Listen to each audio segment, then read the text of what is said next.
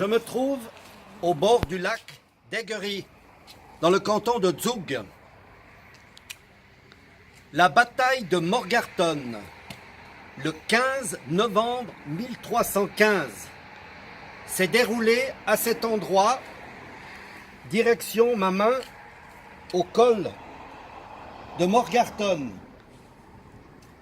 Une petite orientation, front ma main, derrière le col, Schwyz. Sur la droite, derrière la colline boisée, Lucerne. Puis au fond, au bout du lac, la ville de Zug. Ober-Eggery, Unter-Eggery et le lac d'Eggery.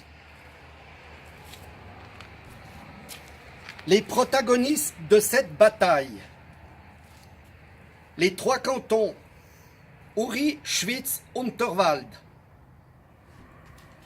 Le Landamman de Schwyz à la tête des Schwyzois et des Uranais. Les Unterwaldiens ont joué un rôle secondaire dans cette bataille. Contre l'ennemi autrichien de la maison de Habsbourg, le duc ou l'archiduc Léopold Ier. C'est à propos d'un différend concernant l'abbaye d'Elsidon dans le canton de Schwyz qu'est née cette problématique et Léopold Ier a décidé de combattre les confédérés.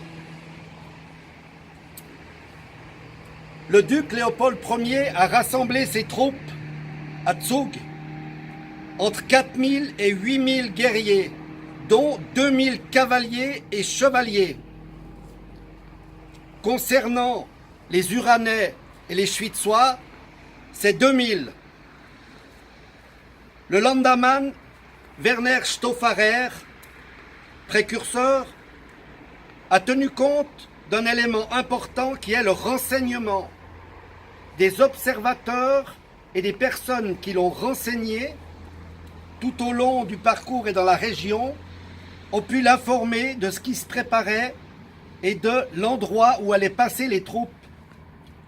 C'est donc vers Morgarten, sur les pentes de Morgarten, les marais du lac d'Eggery, le long du lac d'Eggery, que les confédérés ont décidé de monter et d'organiser l'embuscade.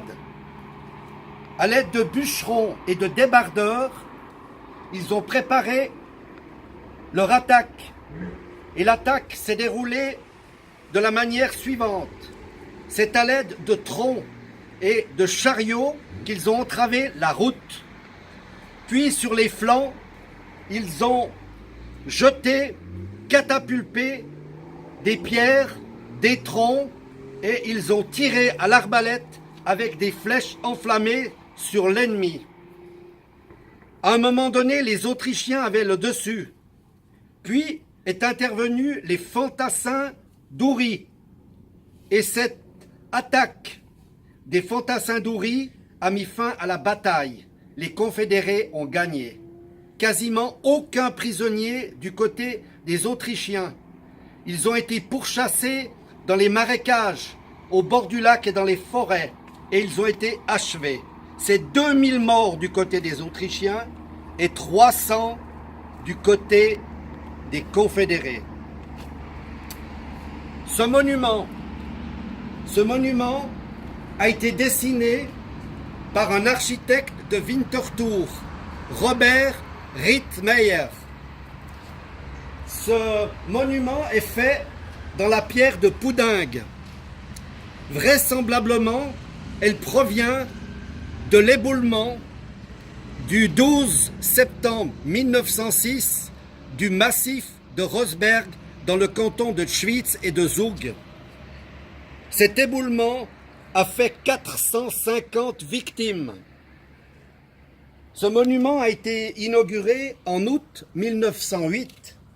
C'est en 1844 que les premières discussions ont commencé pour commémorer et mettre sur pied, ériger un Denkmal au bord du lac d'Eggery à proximité donc de la bataille de Morgarten.